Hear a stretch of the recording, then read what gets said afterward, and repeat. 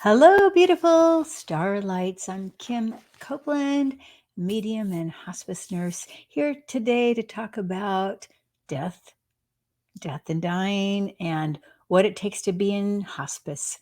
And I hear people say, I'm not ready to die, or I'm ready to die. What's keeping me here? Why am I still here? I hear both sides of my many years in working in hospice as a bedside hospice nurse. But I first want to say, what is hospice? How do you get into hospice? And then a few little tips that my guides have to talk about. So, first of all, hospice is a philosophy. It is not a place. It means adding comfort and quality to the days you have left.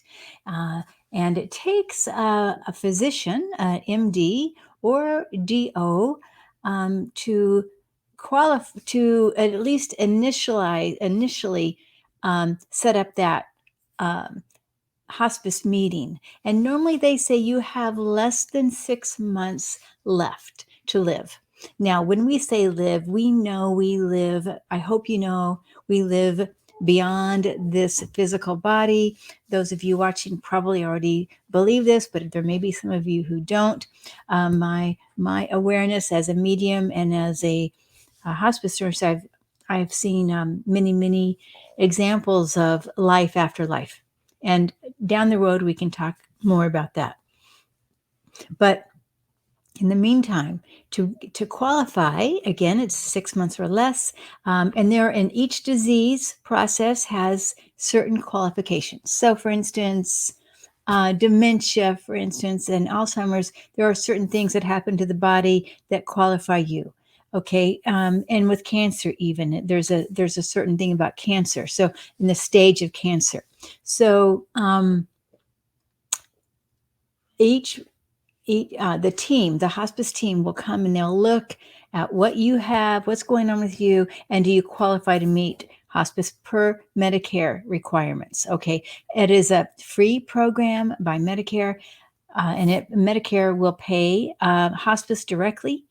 And then hospice, then out of those funds, which is a per diem amount per diem, it's not a lot, by the way, but from those funds from Medicare, then they pay for your equipment, your medications, all the services you get, which is a RN, social worker, a chaplain, a hospice team physician, and a hospice aide, which helps with hygiene needs.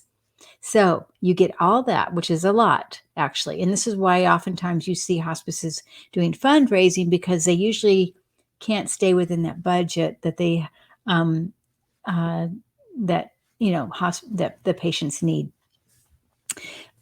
Okay, so let's see here. When again, when somebody says I'm not ready to go, but when they are ready to go and they come into the program, it is a little easier because I tell you what happens. I think hospice patients are the best patients ever because usually they're at the point in life where they're willing to make amends. They want to say goodbye. They want to do forgiveness. They want to do everything they possibly can for their last moments for healing before they cross over. And it's really, really lovely to work with these families. And when I say family, a hospice patient is the family and friends.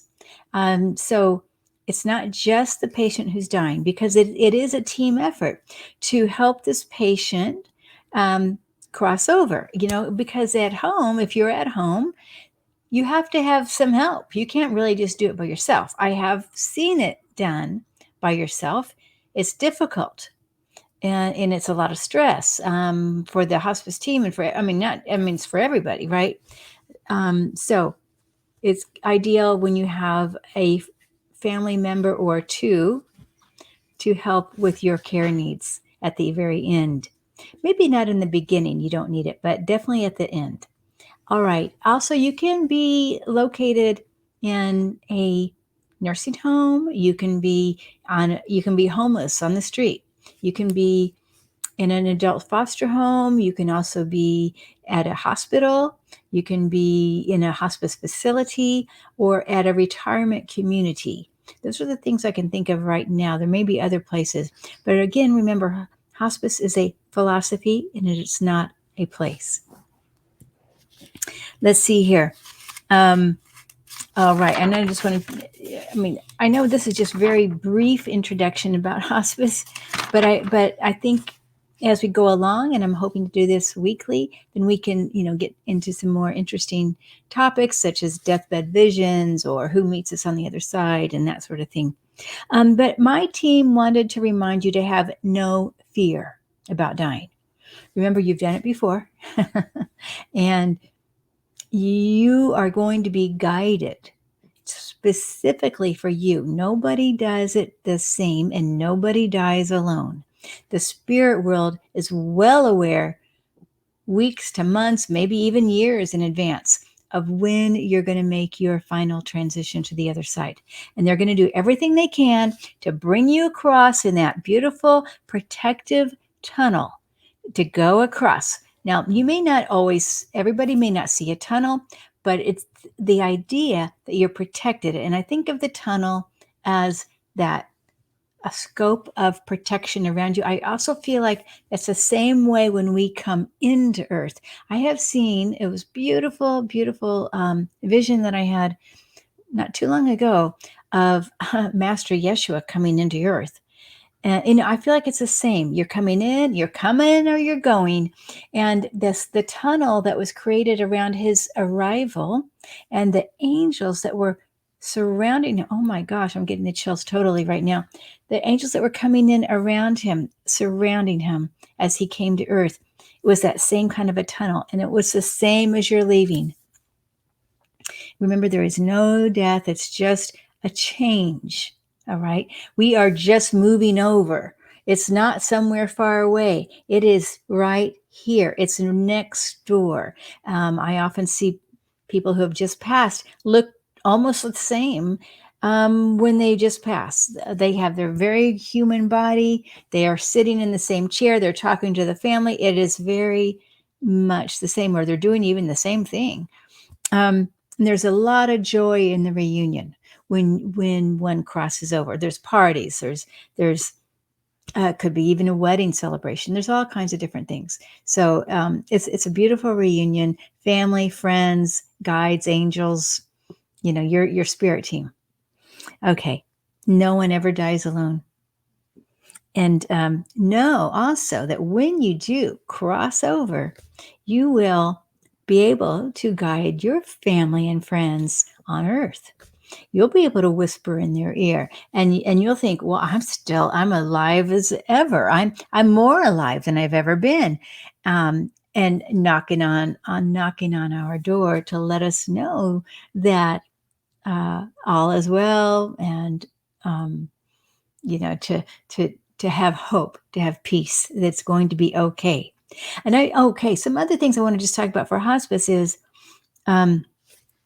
it's not a 24-hour 7. In other words, there is 24-hour 7 support, but hospice team does not stay with you 24 hours a day. Okay, they have nurses that visit a few times a week, sometimes daily, depends what's going on. They have aides that come out usually 2 to 3 times a week as well. Chaplain, it depends on what you need, 1 to 3 times a week. Social worker, usually a little less, but it really depends on what you need, what's going on. So there's that. There is no exclusivity to disease process. Any disease process can work. It can be cancer, which is usually, I'm going to say, around 60% of the hospice patients that I see. In any age, disease processes, sorry. Lung can be lung disease, all kinds of different lung diseases, can be liver disease, even end-stage alcoholism. I've been seeing this a lot lately. It can be end-stage kidney disease. This is also very common. End-stage heart disease. All right. Dementia, Alzheimer's. So there's lots of other diseases besides cancer that can qualify one for hospice.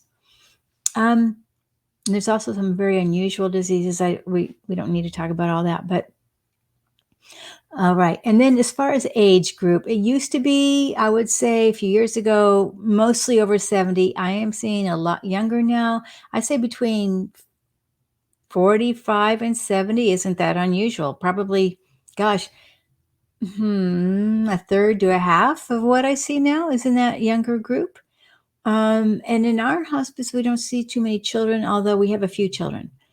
Um, so that's, well, I guess, in a nutshell, what hospice is. In a nutshell, okay. And if you have any questions about hospice, or if you have any comments that you want me to address, or even stories, that if you would like to share a story, why don't you can email me, or post below. My email is kim@mediumkim.com. I'm hoping to do a video like this on death talk about once a week.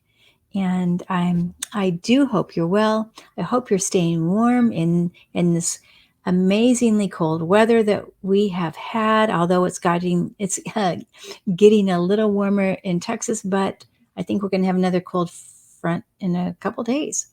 So, you guys, sending you much love. Be well, be in the joy, and treasure every moment that you have on this earth. All right. Bye bye now.